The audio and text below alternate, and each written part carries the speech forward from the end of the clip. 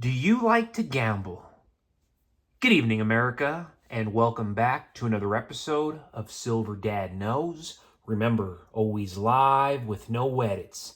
If this is your first time here, hit that subscribe button now, as you're going to like what I'm about to say.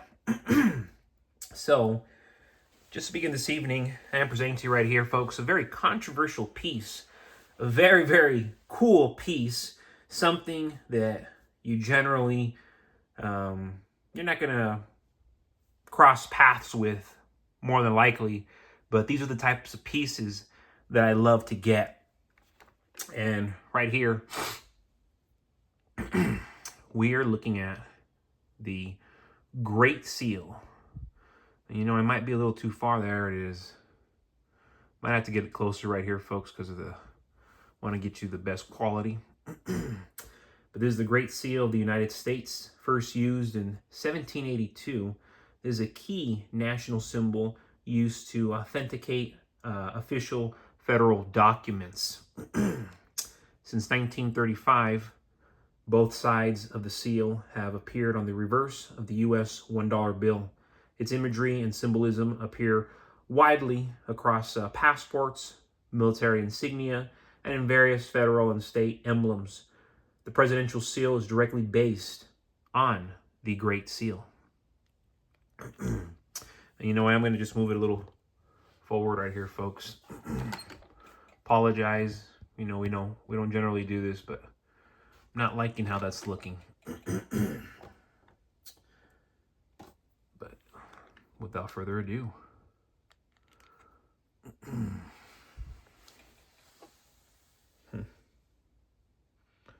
I really don't understand why it's doing this. I'm not trying to be difficult. Maybe I need to stay that far away. Anyway, folks, this 1 ounce 0.999 fine silver round features the seal's obverse and reverse designs. On the obverse, we see a bald eagle, the national bird with a shield bearing 13 stripes representing the original colonies.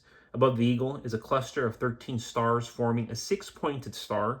The eagle grasps 13 arrows in its left talon, symbolizing war, and an olive branch with 13 leaves, and olives in its right, symbolizing peace. In its beak is a ribbon inscribed, meaning out of many, one. Then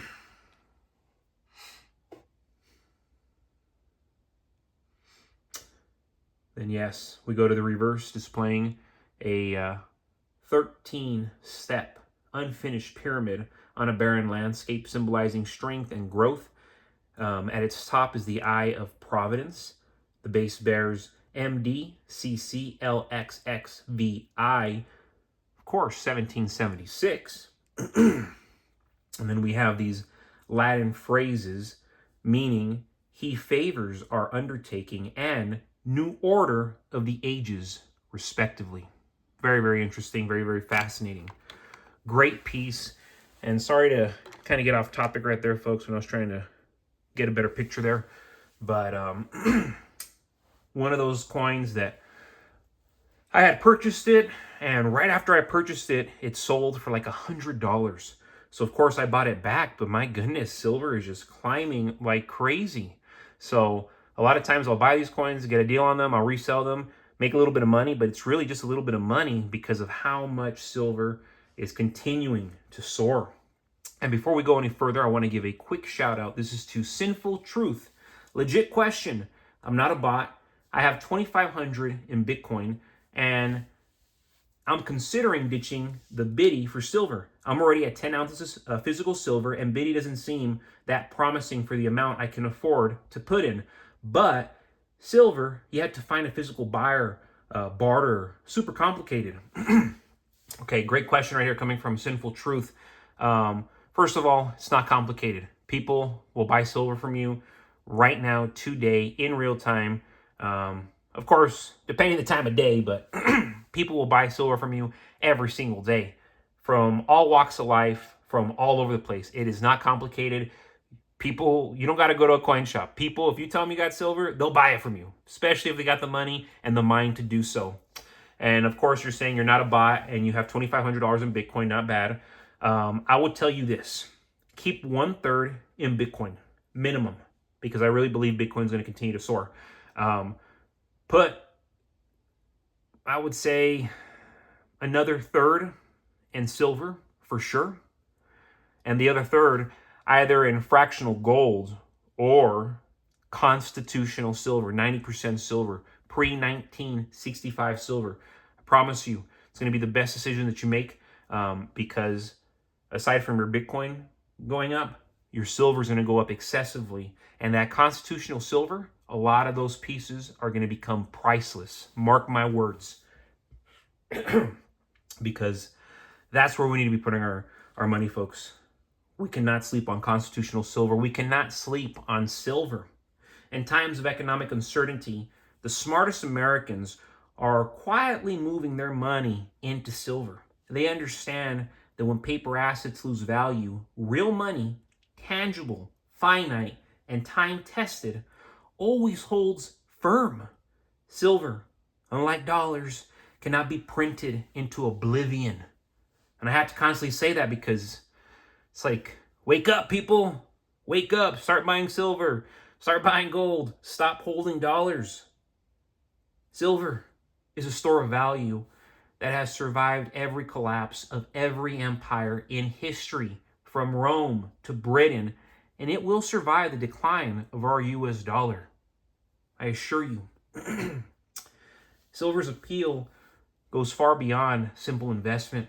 It's one of the most undervalued assets on planet Earth. While gold gets all the attention, silver remains a sleeper asset, trading at a fraction of its true worth. And I would say right now, mathematically, following history, it should be at least 200, 250 based off inflation. Historically, silver and gold move together at a ratio of around 15-1. So do the math there. But today, the ratio is about 80-1. Smart investors see this as a glaring signal that silver is not just cheap, it is absurdly cheap.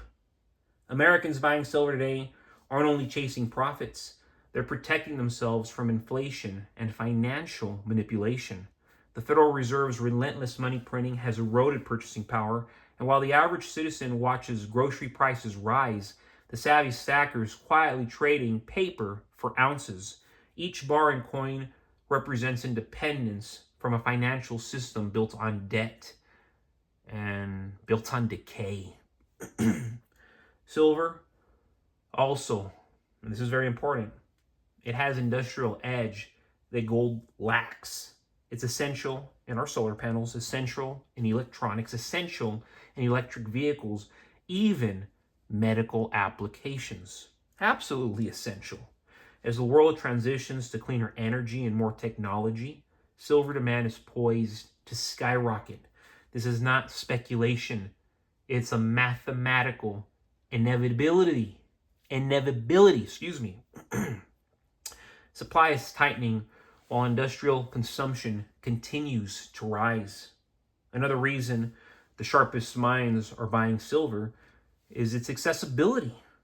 Duh, not everyone can afford a $4,200 gold coin, but nearly anyone can buy an ounce of silver for around $50. Less than $60. Great deal. That low entry point democratizes wealth preservation, allowing average Americans to build real tangible savings that the government can't debase or freeze. In times of crisis, silver has historically acted as crisis money. When banks fail or currencies collapse, people turn to what's universally trusted. Silver can be traded, it can be bartered, it can be used directly when digital systems fail. A real hedge against the fragility of modern finance. Even billionaires, they're buying it. A lot of them won't say it out loud, but they're buying it. They understand that when confidence breaks, hard assets are king. The average American still has a time to act. But not much time, folks. That's why smart Americans are stacking silver right now, today. They're not gambling. They're preparing. And when the next financial storm hits, those with silver in hand will be the ones still standing strong. But folks, as always, thank you so much for joining us for another evening, another episode of Silver Dad Knows. God bless you, God bless your household, and God bless America.